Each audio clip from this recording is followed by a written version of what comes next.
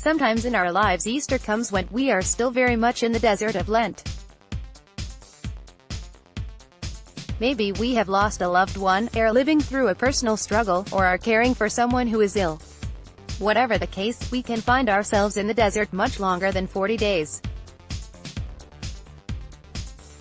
In such times, Easter Day becomes but a date on the calendar, and we find ourselves still kneeling at the foot of the cross rather than joyfully celebrating the empty tomb.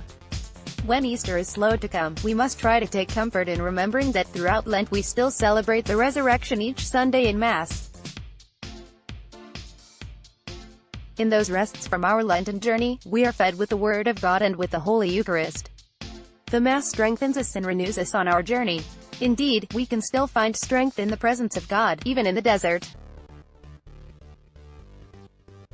Then in Easter time, we can be encouraged to take a few more steps through our desert by reflecting on the comforting words of the Beatitudes, Matthew chapter 5 verses 3 to 12. A few more steps might still be inspired when we take street.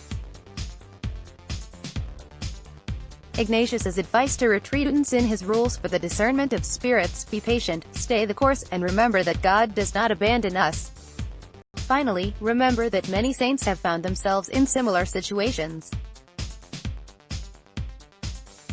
I offer you these quotes to inspire you on your continued journey. Whatsoever happens, never let go. Hold steadfastly to God, in peace, trusting His everlasting love for you. Street. Francis de Sales. Dear brothers and sisters who experience suffering in a particular way, you are called to a special mission in the new evangelization. Street.